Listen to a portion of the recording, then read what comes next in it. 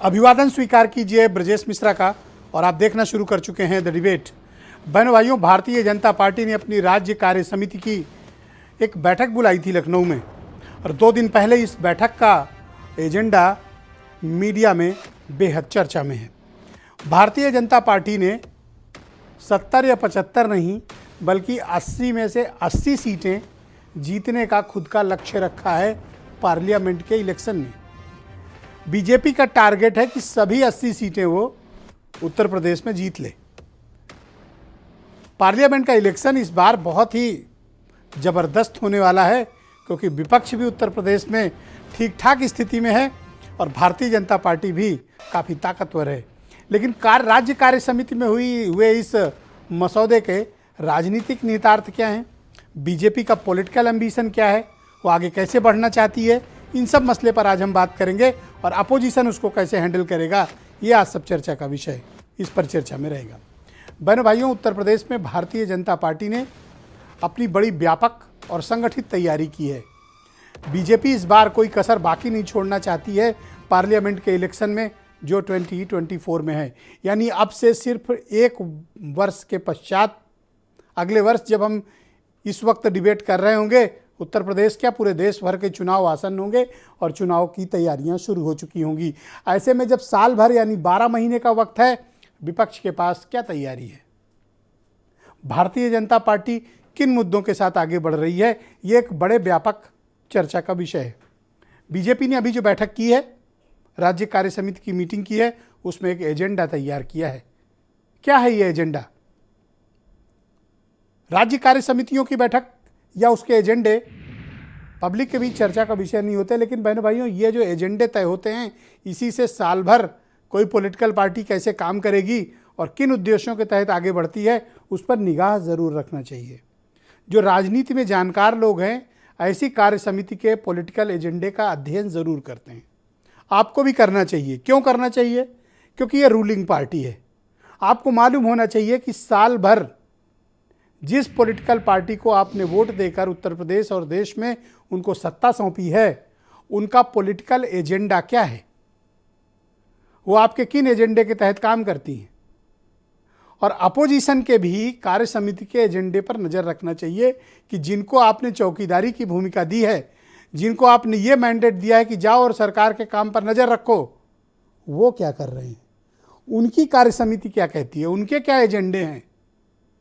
इन्हीं एजेंडे से किसी भी राज्य में राजनीति का बहनों भाइयों निर्धारण होता है कि इस 1 वर्ष पॉलिटिकल पार्टी किन एजेंडे को, पब्लिक के एजेंडे को आगे बढ़ा रही हैं, अपने एजेंडे को थोप रही हैं, या इस एजेंडे से इतर भी कोई एजेंडा है जो रोज़ अलग अलग रूप में शाम को बाहर आता है। कोई और भी एजेंडा है, या फिर स्वामी प्रसाद मौर्य के रूप में आता है, या साध्वी प्राची के रूप में आता है।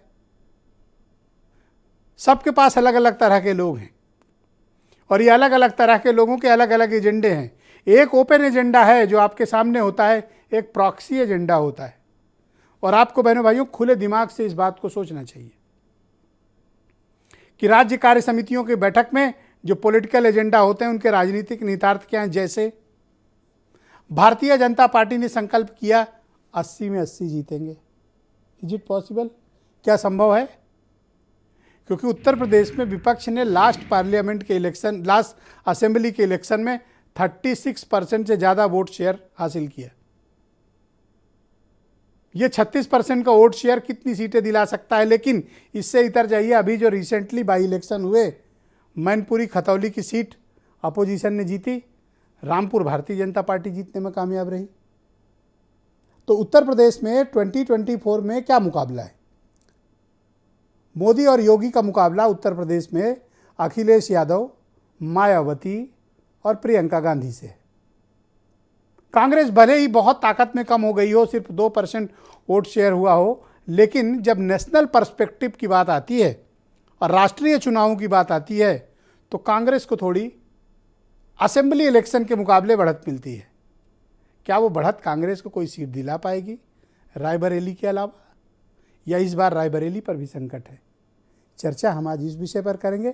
आप कुछ स्टेटमेंट सुन लें, फिर आज की चर्चा को हम आगे बढ़ाएंगे। भारत के अंदर विगत 8 वर्षों के अंदर हुए कार्य प्रधानमंत्री मोदी जी के यशस्वी नेतृत्व में जो भी मानक गढ़े गए वे परिणाम हम सबके सामने आते हुए दिखाई दिए। याद करिए, जिस ब्रिटेन ने 200 वर्षों तक भारत में शासन किया था, आज उस ब्रिटेन को पछाड़ करके भारत आजादी के अमृत महोत्सव वर्ष में दुनिया की 5वीं बड़ी अर्थव्यवस्था बना है और बहुत शीघ्र प्रधानमंत्री मोदी जी के नेतृत्व में भारत दुनिया की 4थी बड़ी अर्थव्यवस्था बनने वाला है। प्रदेश कार्य समिति का लक्ष्य जो शिक्षक एमएलसी चल रहा है उसको जीतना है, नगर निकाय का चुनाव आने वाला है उसको जीतना है, फिर 2024 में केवल 80 में से 80 सीटें जीतना है उत्तर प्रदेश। भारत को मिली G20 और संघाई सहयोग संगठन जैसे प्रतिष्ठित अंतर्राष्ट्रीय संगठनों की अध्यक्षता ने भारत के इतिहास में एक नए अध्याय का सूत्रपात किया है। तो मेरे पास ये भारतीय जनता पार्टी की कार्य समिति का पॉलिटिकल एजेंडा है जो बीजेपी के नोएडा से विधायक पंकज सिंह ने प्रस्तुत किया और जिसका प्रॉपर अनुमोदन किया गया। हम इस 15 पेज के पॉलिटिकल एजेंडे पर आज चर्चा करेंगे। अपोजिशन के पास रूलिंग पार्टी के पॉलिटिकल एजेंडा का क्या जवाब है, और बहनों भाइयों आपको भी इस डिबेट में सम्मिलित होना चाहिए क्योंकि ये एक रूलिंग पार्टी का कार्य समिति का पॉलिटिकल एजेंडा है जो आपका, आपके राज्य का, आपके परिवार का और आपकी आने वाली नस्लों का भी भविष्य तय करेंगे। जिन रूलिंग पार्टी का हम उसके एजेंडे पर आज चर्चा करेंगे। संजीव मिश्रा हैं भारतीय जनता पार्टी के प्रवक्ता, डॉक्टर अजीज खान है मेरे साथ समाजवादी पार्टी से, सुरेंद्र राजपूत कांग्रेस से हैं, सुशील दुबे जाने माने पत्रकार, वीरेंद्र सिंह जी हमारे स्टेट हेड और अनिल दुबे जी राष्ट्रीय लोकदल के राष्ट्रीय प्रवक्ता और नेशनल सेक्रेटरी। बहुत शुक्रिया और धन्यवाद इस पॉलिटिकल डिबेट में आप सब सम्मिलित हुए। संजीव मिश्रा जी, कार्यक्रम की शुरुआत में आपसे करना चाहता हूँ और ये समझना चाहता हूँ बीजेपी का क्या पॉलिटिकल विजन है नेक्स्ट 1 ईयर के लिए उत्तर प्रदेश में। देखिए ब्रजेश जी, एक बात बिल्कुल साफ है कि 2024 में लोकसभा का चुनाव है, अति महत्वपूर्ण चुनाव और देश का चुनाव है। इसमें भारतीय जनता पार्टी को 80 में 80 सीटें लानी है। उसके लिए कार्यकर्ताओं को के मनोबल को, कार्यकर्ताओं को वर्क दिया गया है और मैं समझता हूं कि हम 2024 के लोकसभा के चुनाव को उत्तर प्रदेश में 80 में 80 सीटें जीत करके लाएंगे। उसके लिए हमारी कार्य योजना है और हम उस पर काम कर रहे हैं। जनता के लिए आपके पास क्या एजेंडा है? पॉलिटिकल एजेंडा तो मैंने देख लिया, पब्लिक के लिए क्या एजेंडा है? आपकी रिस्पॉन्सिबिलिटी अधिक है, क्यों? क्योंकि आप रूलिंग पार्टी हैं। क्यों है अधिक रिस्पॉन्सिबिलिटी? क्योंकि 2014, 2017, 2019 और 2022 में पब्लिक ने आपको मैंडेट दिया, जवाबदेही आपकी ज़्यादा है। नहीं, बिल्कुल सही कह रहे हैं आप, और इसीलिए भारतीय जनता पार्टी की जो डबल इंजन की सरकार है उसके द्वारा किए हुए जनता के हितों के कामों को हम अपने पन्ना प्रमुख और अपने बूथ लेवल के संगठन के माध्यम से जनता तक पहुंचाते हैं और जनता से हमारी कनेक्टिविटी रहती है। अब फिर हमको आंकड़े जुटाने के लिए कहा गया है, प्रत्येक जनपद में 1-1 लाख लोगों के आंकड़े हमें जुटाने हैं और उस आधार पर हमारी कार्य योजना तैयार है। 1 लाख आंकड़े किस तरह के आप जुटाएंगे और इसके पीछे क्या मकसद है? सिर्फ आंकड़ा जुटाना है या जनता के लिए कुछ काम भी करना पसंद करेंगे?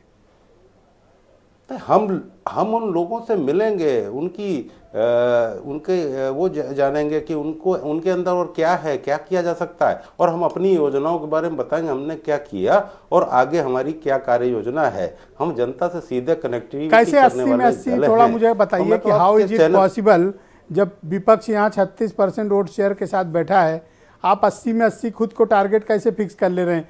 ऐसे तो अखिलेश यादव भी कह रहे हैं कि 80 में 80 हमारी हैं। नहीं, वो तो लगातार कहते रहे। 2017 में जब उन्होंने 5 साल सरकार चलाई थी तो वो उनकी गलतफहमी थी कि हमारा काम बोलता, हम फिर से सरकार बनाएंगे। जब वो दौर हट गया तो उन्होंने कहा कि 22 में तो हमें शपथ लेनी।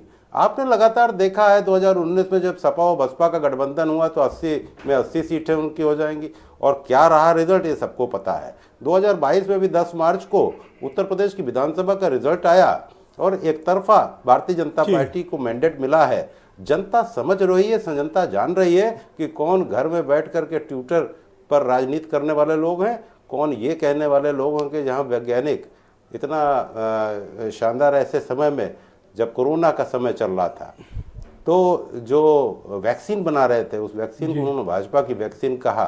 बार बार ये बातें थैंक यू कहना संजीव मुझे मिश्रा लगता है जी, उचित शुक्रिया। नहीं है। मैं लेकिन डॉक्टर जिस अजीज तरीके खान की को आमंत्रित करता हूं जिस आज की तरीके के परिचर्चा हालात में। हैं समाजवादी पार्टी के, समाजवादी पार्टी मुझे के नहीं प्रवक्ता लगता हैं कि 2024 डॉक्टर में अजीज कहीं खान, बहुत शुक्रिया टिक भी आपका। पाएंगे हमारे साथ। आपने देखा कि 2 दिन पहले भारतीय जनता पार्टी ने इकट्ठे होकर कसम खाई है, सबकी सब जीत लेंगे, 80 में 80, मैनपुरी भी। देखिए ब्रजेश भाई, कांट की हाड़ी बार बार नहीं चढ़ती है, और बीजेपी इस पे कोई दो राय नहीं, ये पूरा देश जान चुका है कि झूठ बोलने में माहिर है। हमेशा ये झूठ बोल करके, जनता से गलत वादे करके ये वोट ले लेती है, और मुझे लग रहा है जनता अब मुझे लग रहा है इनके बहकावे में आने वाली नहीं है। पहली बात वो क्या है कि वो शेर भी इस पे है कि झूठ वो बोले तो सच्चाई नजर आती है, इसके जुल्मों में भी मसीहाई नजर आती है। कितनी खूबसूरती से झूठ बोल रहे हैं, इस बात को समझिए आप। पहली बात देखिए, चुनाव जो अभी 2024 का होने जा रहा है, देखिए कांट की हाड़ी बार बार नहीं चढ़ती है। इस बार जो चुनाव है वो जनता बनाम सत्ता है, क्योंकि इन्होंने एक लंबे वक्त से बड़ा धोखा दिया इस देश को। क्योंकि धोखा एक नहीं दिया, ये कह रहे साहब हम प्लान कर रहे हैं, हमने एजेंडा तय किया है। अब एजेंडा नहीं चलेगा आपका, जनता के लिए आपने काम क्या किया। आपने महंगाई, बेरोजगारी और तमाम बड़े मुद्दे जो इस देश के हैं, जो ज्वलंत मुद्दे, उस पर क्या काम किया। हाँ, निश्चित तौर पे आपने काम किया है, मैं मानता हूं। क्या काम किया? आपने भाई को भाई से जुदा कर दिया, पड़ोसी से पड़ोसी को जुदा करने का बेहतरीन काम किया है, इसमें कोई दो राय नहीं। लेकिन आपने युवाओं के लिए कुछ नहीं किया।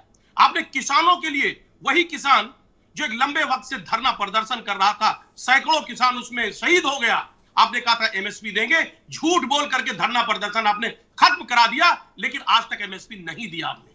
ये आप काम करते हैं, आप इवेंट मैनेज करने में माहिर हैं, लेकिन जनता अब आपके इस इवेंट मैनेजमेंट को बहुत बखूबी समझ गई है। ये कह रहे साहब चुनाव जीतेंगे, कैसे जीतेंगे? हम जानना चाहते हैं क्या ज्वलंत मुद्दे जो हैं, इस देश के जो ज्वलंत मुद्दे हैं, उससे आप इतर जाएंगे?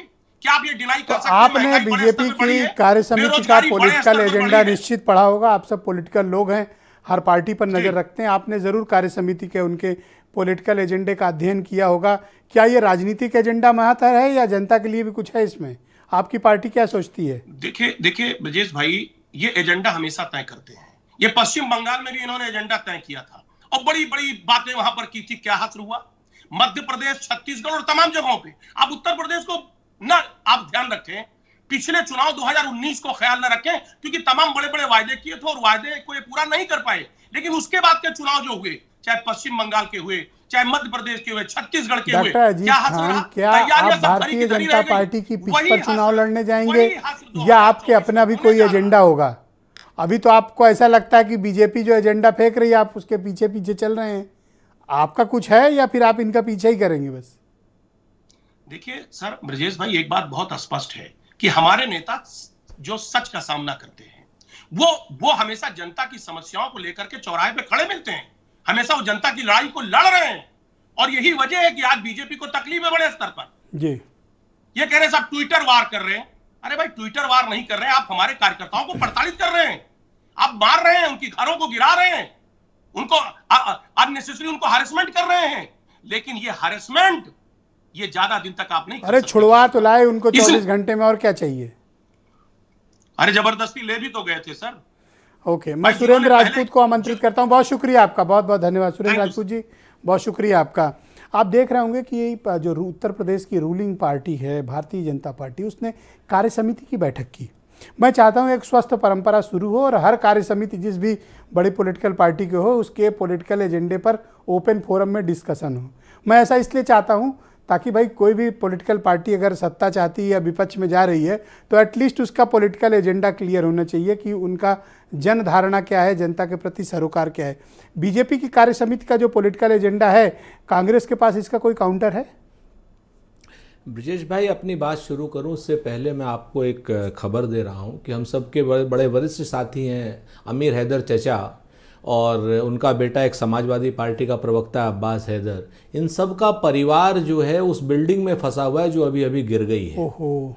और I'm really sorry. हाँ बहुत नहीं, हम ज़्यादा लोग लगातार उसको कवर कर आप रहे हैं लोग और लगातार details उसको कवर कर रहे हैं, आप लोग लगातार उसको दिखा रहे हैं, घायल हैं लोग, अभी पता नहीं चल पा रहा है बिल्डिंग का एक हिस्सा।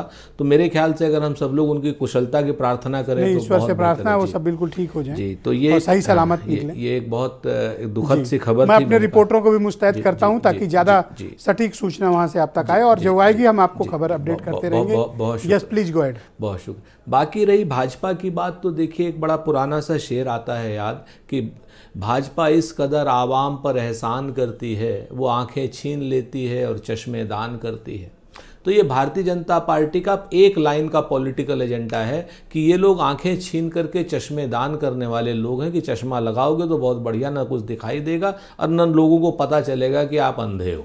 भारतीय जनता पार्टी का एक लाइन का ये पॉलिटिकल एजेंडा है। आप इस चीज़ को देखिए, 2014 से लेकर के आज तक लगातार एक ही काम इनका हो रहा है। ये अर्थव्यवस्था को बेड़ा गर्क कर रहे हैं लोग और ऊपर से कह रहे हैं कि भारत की अर्थव्यवस्था ब्रिटेन से आगे पहुंच गई। अरे भाई, किस मामले में पहुंची, कैसे पहुंची, कौन से पैरामीटर हैं? आप देश की अर्थव्यवस्था को आगे सिर्फ 4-5 उद्योगपतियों के नाम पर ले जाना चाह रहे हैं। 4-5 उद्योगपतियों की अर्थव्यवस्था खूब बड़ी, बहुत अमीर पहुंच रहे हैं और उत्तर प्रदेश सहित देश का 81.5 करोड़ आदमी 5 किलो राशन पे जीवित है। तो आप अगर इसके विरोधाभास को देखेंगे, आप एक तरफ कह रहे हैं कि सबको शिक्षा सबको काम, दूसरी तरफ से पिछले 8 साल में एक नई यूनिवर्सिटी नहीं बनाई, एक नई IIT नहीं बनाई, एक नया इंजीनियरिंग कॉलेज नहीं बनाया, एक नया मेडिकल कॉलेज नहीं बनाया और आप कहते हैं कि साहब हम शिक्षा दे तो रहे हैं। इनके पॉलिटिकल एजेंडा पे आप श्वेत पत्र जारी करिए। नहीं, मैं बिल्कुल करूंगा सर, मैं 2-3 दिन का मौका दीजिए, बिल्कुल जारी होगा, पूरी तरीके से जारी होगा। और अब इनके पॉलिटिकल एजेंडे पे काम नहीं चलेगा, अब इनका ये बात पूछना पड़ेगा कि पिछले 8 साल में जो आपने काम किया उसका रिजल्ट कहाँ है। और रही बात, आपने एक बहुत अच्छी बात, एक बहुत अच्छी स्वस्थ परंपरा शुरू की, बधाई देता हूं मैं आपको। आपने कहा इनके काउंटर में आपका पॉलिटिकल एजेंडा क्या है, सबसे बड़ी बात है। तो हम आपको बताएं, हम शिक्षा को, हम स्वास्थ्य को, इन सब चीज़ों को हम चाहेंगे कि कहीं ना कहीं ये रोजगार परक बने, कहीं ना कहीं सरकारी संरक्षण इनका हो। जैसे हम लोगों ने राइट टू इंफॉर्मेशन दिया, राइट टू एजुकेशन दिया, राइट टू फूड दिया, आगे हम लोग ये जरूर कोशिश करेंगे, जिस तरीके से राजस्थान में 10 लाख रुपए का हम लोगों ने इंश्योरेंस दिया है फ्री ऑफ कॉस्ट और हर आदमी को दिया है, हर राजस्थानी को दिया है कि कम से कम आपको मुफ्त स्वास्थ्य मिले। हम लोगों ने इनकी तरीके से नहीं किया कि किसान का बीमा कर दिया, किसान को आयुष कार्ड दे दिया कि साहब 5 लाख का है और उसमें राइडर लगा दिए कि BPL होना चाहिए, APL होना चाहिए। हम लोग इस तरीके से नहीं करने वाले कि साहब 6,000 रुपए हम किसान को सम्मान निधि के नाम पर उसका अपमान करें और उसकी खेती। कार्य समिति में एक पॉलिटिकल एजेंडा पास हुए हैं कि उत्तर प्रदेश में तो नई औद्योगिक क्रांति हो गई है, किसान खुशहाल है, एक बहुत ही रोजी पिक्चर आई है, बहुत अच्छी पिक्चर आई है सर। हर तरफ सुख शांति समृद्धि का वातावरण है, लोगों के पास जेब में पैसा है,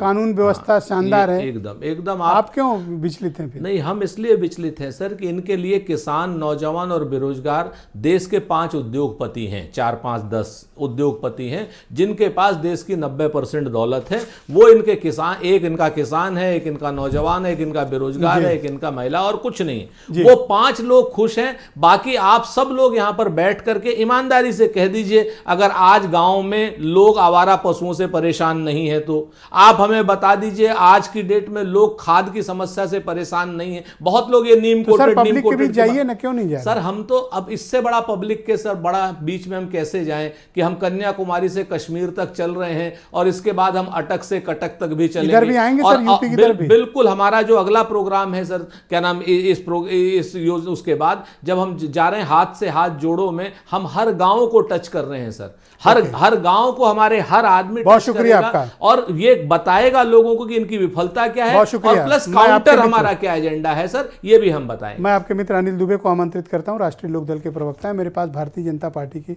कार्य समिति का पॉलिटिकल एजेंडा है दुबे जी, और ये एजेंडा बताता है कि उत्तर प्रदेश में ज़बरदस्त बेहतरीन कानून व्यवस्था है, किसान खुशहाल हैं, उनकी फसलें लहला रही हैं, उनको फसलें की बहुत बढ़िया कीमत मिल रही है, इंडस्ट्रियल रिवोल्यूशन हो गया है, हर आदमी को रोजगार मिल रहा है, काम धंधा मिल रहा है, और 80 में 80 सीट जीतेंगे, ऐसा बीजेपी का पॉलिटिकल एजेंडा और इन्होंने जो प्रस्ताव पास किए वो कह रहे हैं। आप सहमत हैं या असहमत हैं? देखिए ब्रजेश जी, इनका एजेंडा का पहले ही बता दूं कि अगर इन ये कह रहे हैं किसान खुशहाल है, सितंबर से पेराई सत्र गन्ने का शुरू है, अभी तक इन्होंने गन्ने का लाभकारी मूल्य नहीं दिया। ये इनके एजेंडा, किसान खुशहाल है।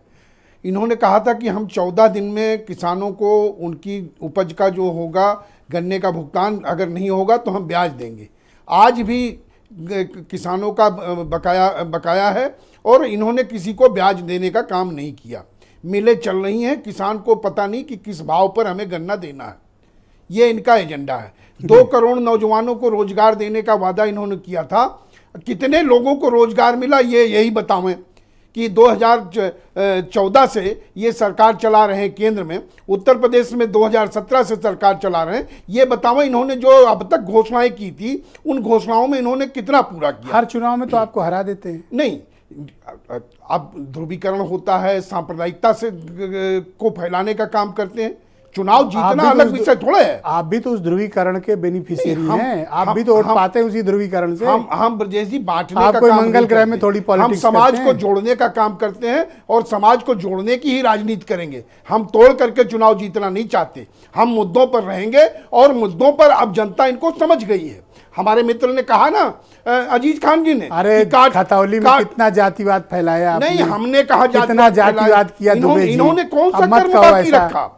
इन्होंने कौन सा कर्म खतौली बाकी में रखा? कितना जातिवाद फैलाया नहीं, आपने। वो तो सर्व समाज ने, ब्रजेश जी, खतौली में, मैनपुरी में सर्व समाज ने। खुशी दुबे के मामले में कितना जातिवादी हो गए थे आप। एक नजीर पे पेश भूला की। थोड़ी है। सर्व समाज ने वोट किया है इस बार और उसको लेकर भारतीय जनता पार्टी भयभीत है। उसको लेकर के भयभीत है और ये जो भी आप एजेंडा करें तो वो लोकतंत्र है, अगर वो करें तो सांप्रदायिकरण। नहीं, वो तो हम लोकतंत्र, हम तो जोड़ने की बात करते हैं। हम तो भाईचारा सम्मेलन करने अगर वो की बात चेक करते बैंक हैं। में लगाते हैं और ब्रजेश पैसे का जी, भुगतान होता है तो उसके बेनिफिशियरी आप भी हैं, आपको भी थोड़ा मिलता है। ब्रजेश जी, पूरे उत्तर प्रदेश में किसान डाकघर पे लाइन लगाकर इनसे कह रहा है कि हमको लाभकारी मूल्य दो, हमको 14 दिन में भुगतान दो, हमारे बकाये पर जो है वो ब्याज देने का काम करो। पूरे उत्तर प्रदेश में लाखों अरे तो किसान क्या करें, चिट्ठियां चीनी मिल लिखने बंद का कर काम कर रहे दें। हैं। चीनी मिल बंद कर दें, क्या करें? नहीं तो क्या किसानों को कहाँ भेज देंगे? अरे तो दे देंगे गुरुद्वारे में पैसा, भेज कहीं देंगे। भागे जा रहे हैं दुबे जी। नहीं, किसानों को गुरुद्वारे में भेज दें, क्या करें? लंगर में जाके किसान खाना मुझसे खाएगा। क्यों लड़ रहे हो? उनसे पूछो ना, नहीं, संजीव मिश्रा सवाल से। मैं आपके हमसे माध्यम क्यों से बात कर रहा जोराजोरी हूं। कर रहे हो? कोई नहीं, मैंने गन्ना लिया है कि नहीं दे रहा हूँ नया पैसा एजेंडा आपका? लेकर के आए हैं। पहले पुराने पे तो बात कमाल कर है। लें। पुराने की बात तो वो करें कि उन्होंने कितना पूरा करने का काम किया। हाँ तो उनसे पूछो, कोई मैं आपका गन्ना किसान थोड़ी रख लिया परेशान, हूं। नौजवान परेशान, महिलाएं परेशान, महंगाई चरम सीमा पर है और आप आज जो है, किसी से लड़के आए हो क्या दुबे जी? नया एजेंडा लेकर के आप चले आए। आप कितनी बार काट की हांडी चढ़ाओगे? जी ओके, काट की हांडी आज बहुत इस्तेमाल हो रहा है। नहीं, काट की हांडी सुशील बार दुबे बार जी नहीं मेरे साथ चढ़ती ना। मौजूद हैं, बहुत ही जाने माने पत्रकार हैं। सुशील दुबे जी, आपने निश्चित तौर पर भारतीय जनता पार्टी की कार्यसमिति का पॉलिटिकल एजेंडा जो प्रस्ताव पास हुआ निश्चित पढ़ा होगा। आप क्या मानते हैं? बीजेपी का ये कहना है कि बहुत ही शानदार और तरक्की के नए आयाम गढ़ रहा है उत्तर प्रदेश, हर व्यक्ति खुशहाल है। आप क्या मानते हो?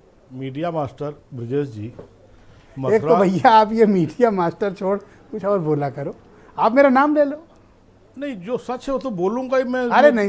मैं अपने अरे कोई बात ये मैं तो फिर कहूँगा, मीडिया मास्टर ब्रजेश जी मथुरा के पंडियों को खाने में जितना भोजन उनका प्रसिद्ध है देश में, ऐसी नेता भी कितना भी बोले, कोई बचनम किम दरदम, कोई दिक्कत नहीं है। 80 नहीं, यहाँ 85 सीट जीत लें, क्या फ़र्क पड़ता है।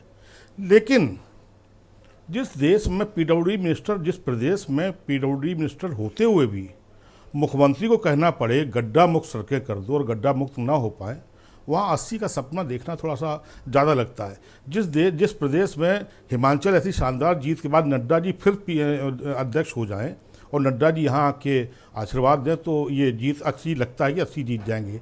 जिस प्रदेश में अभी खतौली हारी हुई सीट पे प्रदेश के अध्यक्ष भूपेंद्र जी गीता ज्ञान दें तो बेशक 80 सीट जीत जाएंगे। जिस प्रदेश में सिरथू हारी हुई सीट पर डिप्टी सीएम गीता ज्ञान दें तो बेशक 80 सीट जीत जाएंगे। इसमें दिक्कत क्या है? सब लोग अगर जिताएंगे तो जीत ही जाएंगे।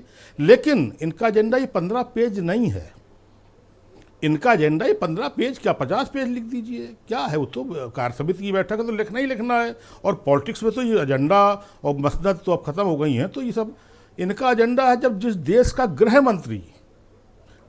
गृह मंत्री जोशी मठ की जगह पर राम मंदिर की तारीख की घोषणा करे, वो इनका असली एजेंडा, इस तारीख में राम मंदिर का वो होगा। तो भाई करोड़ों हिंदुओं की भावना और आस्था का मसला है, जनता उनके एजेंडे को अप्रिशिएट कर रही है, उनको वोट दे रही है।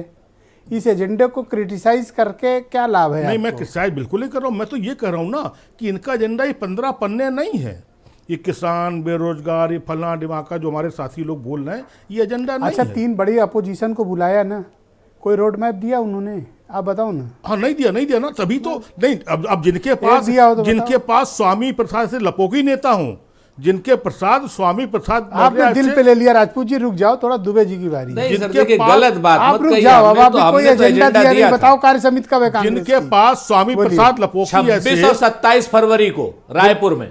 हाँ, अरे यूपी वाला बताओ। अरे एक मिनट ना, अब आप गलत अब बात एक मत देखो, करिए। सुशील जी की बात आ जाने दो पहले। आइए। दूंगा समय।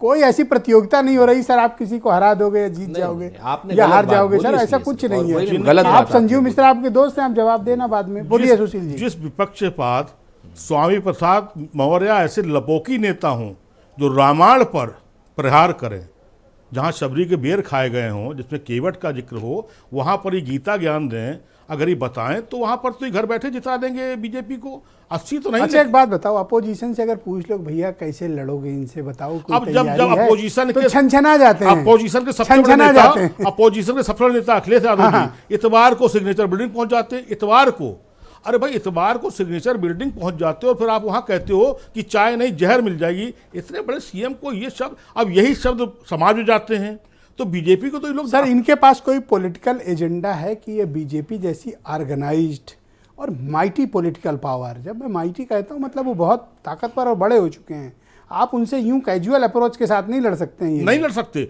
अब देखिए शामली में राहुल की यात्रा में, शामली में कराना में क्या स्वतः पूर्ति भीड़ हुई।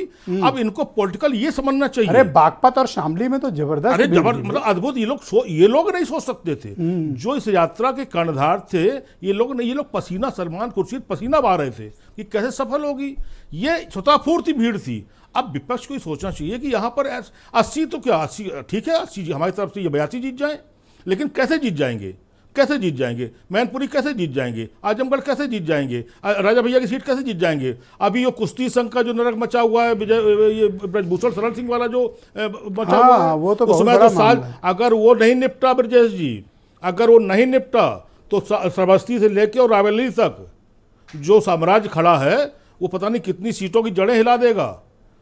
80 इनकी 80 हमारी शुभकामनाएं 80 की 80 जीत जाए। जी वीरेंद्र जी भी आ गए हैं डिबेट में। वीरेंद्र जी बहुत स्वागत आपका। मैं एक तो जानना चाहता हूं कि ये जो लखनऊ में एक बिल्डिंग गिर गई है, इसमें क्या अपडेट आपके पास इस वक्त लेटेस्ट मौजूद है? क्या वहां पर स्थिति है? बचाव कार्य कैसा चल रहा है? राहत का काम कैसा चल रहा है? और मैं चाहता हूं कि आप कुछ ताज़ा दृश्य भी वहां के दिखा दें कि इस वक्त कैसी परिस्थिति है, और थोड़ा ब्रीफ करें, फिर हम इस डिबेट को आगे बढ़ाएंगे। देखिए, ये एक बड़ी घटना सामने आ रही है जिसमें राजधानी लखनऊ में बिल्डिंग गिरी है। जापलिंग रोड के आगे जो पराग नारायण रोड है, पराग चौराहे के पास की ये घटना है। और वहाँ पर सारे अधिकारी बड़े पहुँचे, मुख्यमंत्री के सलाहकार, डीजीपी और मंत्री, डिप्टी सीएम ब्रजेश पाठक, ये सारे लोग वहाँ पहुँचे हैं। सुरेंद्र जी ने जो चिंता जताई है अमीर हैदर जी की, वो भी इस मलबे में दबे होने की उनकी खबर है। अभी कई सारे लोगों के वहाँ पर जान पर संकट मचा हुआ है और राहत और बचाव कार्य तेज़ी से चलाए जा रहे हैं। लेकिन मौके पर तस्वीरें और चीज़ें वहाँ थोड़ा निराशा पैदा कर रही हैं। लोग दुखी हैं कि घटना बड़ी हो सकती है। और ये बताया जा रहा है कि भूकंप की वजह से ये बिल्डिंग गिरी है। पर भूकंप तो 2:28 पर करीब 2:30 बजे के आसपास हुआ था, तो फिर अब शाम को बिल्डिंग गिरी, ऐसा कैसे? मतलब ये बताया जा रहा है कि एक हिस्सा उसका जर्जर होकर गिरा है। ओके। और ये बिल्डिंग का जो हिस्सा गिरा है, ये वही ऐसी भी सूचना आ रही कि याजदान बिल्डर, जिसकी बिल्डिंग अभी तोड़ी जा रही थी थोड़ी दूर पहले, वहीं पर ये बिल्डिंग गिरी है। आयशा अपार्टमेंट के नाम से ये बिल्डिंग वहाँ पर चल रही थी। जी जी। तो बड़ा ये पुरानी बिल्डिंग थी या नई बिल्डिंग थी या जर्जर इमारत थी, ये क्या था? नहीं, ये बिल्डिंग बहुत पुरानी नहीं है और अपार्टमेंट्स बने हुए हैं, लेकिन ये ऐसा लगता है कि ये बिल्डिंग का निर्माण घटिया था या कमज़ोर था। भूकंप रोधी झटके को वो सह नहीं पाई और भूकंप आने के कुछ देर बाद वो बिल्डिंग गिरी है। कुछ लोग ऐसा भी मान रहे हैं कि जो बड़ा भूकंप आया उसके बाद शाम को कुछ हल्के झटके भी आए होंगे, जिसकी वजह से ये बिल्डिंग का एक हिस्सा टूट के गिरा है। कितने लोगों के फंसे होने की उम्मीद, आशंका है, और उनका राहत बचाव कार्य में क्या हो रहा है वीरेंद्र जी इस वक्त? देखिए, तेजी से लगाए गए एनडीआरएफ की टीम लखनऊ में मौजूद है। यहाँ पर कई इकाइयाँ एसडीआरएफ है और पुलिस प्रशासन, तो कमिश्नर से लेके सारे अधिकारी वहाँ मौजूद हैं। अस्पतालों में अलर्ट कर दिया गया है सारी जगहों पर। अभी सिविल हॉस्पिटल से लेके और बलरामपुर और केजीएमयू यहाँ लोगों को ले जाया जा रहा है। तो अभी फिलहाल ये हम स्पष्ट तौर पर नहीं कह सकते कितने लोगों उसमें चोट आई है और कितने लोगों एक स्टेटमेंट चल रहा है नगर विकास मंत्री अरविंद शर्मा जी का, वो कह रहे हैं कि भूकंप के चलते ऐसा हुआ है। ये सही है? बिल्कुल, ये लोग मान रहे हैं जानकार कि शाम को भी कुछ हल्के झटके आए भूकंप के, जिसका लोड ये नहीं सह पाई बिल्डिंग, उसके बाद ये बिल्डिंग गिरी है। अब ये देखना होगा कि ये निर्माण इसका घटिया था कैसा था, ये आने वाले वक्त में पता लगेगा। लेकिन अभी काफ़ी लोग, सिराज मेहंदी जो कांग्रेस के एमएलसी हैं, उनके कई रिश्तेदार भी इस बिल्डिंग में हैं, वो अभी वहाँ पर दबे हुए हैं। बहुत सारे लोग। क्या ये एक बहुमंजिला इमारत थी? ये कोई बड़ी इमारत थी? बिल्कुल, ये काफ़ी बहुमंजिला इमारत है और याजदान बिल्डर का इसको बनाने में नाम आ रहा है। आयशा अपार्टमेंट के नाम से ये 5 मंजिल के ऊपर की बिल्डिंग है। ओके, तो अभी कितने घायलों को वहाँ से निकाल के हॉस्पिटल शिफ्ट किया गया?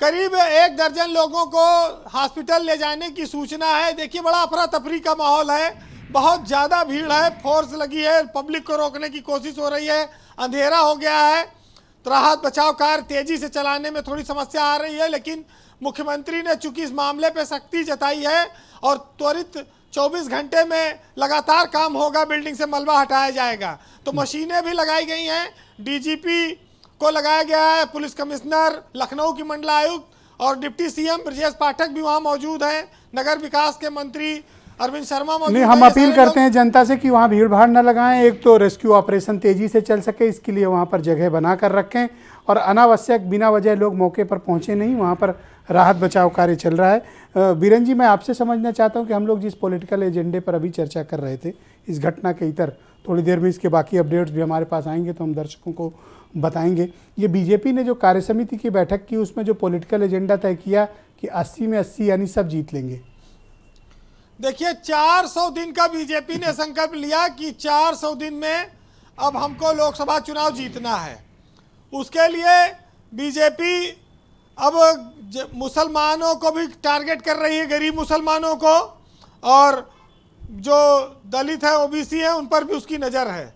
और ये मोहल्ले मोहल्ले में मोटरसाइकिल यात्रा शुरू करेंगे जिससे कि आसानी से गली कूचों में ये पहुंच सकें। तो एक संकल्प ये 400 दिन का है। लेकिन सबसे बड़ी बात यह है ब्रजेश जी कि विपक्ष बिखरा है। स्वामी प्रसाद मौर्य ने बीजेपी को एक ऐसा हथियार दे दिया कि उसको रामचरितमानस पर टिप्पणी करके कि वो अब अपने आप में बीजेपी को जिताने के लिए काफ़ी है।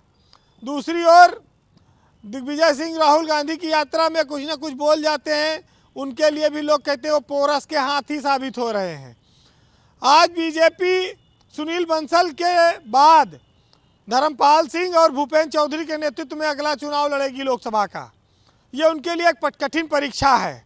लेकिन ये चुनाव योगी आदित्यनाथ के फुल फ्लैज नेतृत्व में लड़ा जाएगा, ये भी एकदम साफ है। क्योंकि अब संगठन और सरकार में वो इकलौते नेता हैं जो पूरी तरह से कमान को संभाले हुए हैं।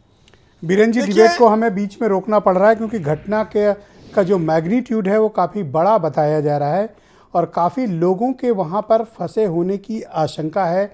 और ऐसा हमारे रिपोर्टर्स प्राथमिक तौर पर जो जानकारी दे रहे हैं लखनऊ की इस बड़ी घटना के बारे में कि 15 से अधिक परिवार इस बिल्डिंग में फंसे रह रहे थे और पूरी बिल्डिंग कोलैप्स हुई है और अभी तक सिर्फ 5 या 7 लोगों को ही बाहर निकाला जा सका है और काफ़ी संख्या में वहाँ पर लोगों के फंसे होने की आशंका है। चूँकि मलबा बहुत अधिक है, शाम का समय हो गया है, वहाँ पर रेस्क्यू ऑपरेशन चलाया जा रहा है। घटना काफ़ी बड़ी है और अभी अंदर कितने लोग फंसे हो सकते हैं इसके बारे में अभी कुछ ठीक आकलन नहीं हो पा रहा है। लेकिन निश्चित तौर पर ये लखनऊ में एक बहुत बड़ा हादसा हजरतगंज इलाके में वजीर हसन रोड के पास हुआ है, जो डालीबाग की तरफ जाने वाली रोड है, वहाँ पर हुआ है। और ये घटना बहनों भाइयों बहुत ही बड़ी है। इस घटना में तकरीबन 15 परिवार ट्रैप्ड हैं, जिनमें सिर्फ अभी 5 या 6 लोग ही निकाले जा सके हैं। और इस घटना को लेकर काफ़ी परेशानी में हैं लोग, उनके परिजन बहुत परेशान हैं जो लोग इस मलबे में दबे हुए हैं। रेस्क्यू ऑपरेशंस इस वक्त काफ़ी गति में चल रहा है। हम आपको सीधे लिए चलते हैं त्रिशला यादव के पास, जो आपको लेटेस्ट अपडेट देंगी और हमारे रिपोर्टर्स के जरिए आपको ये घटना का क्रम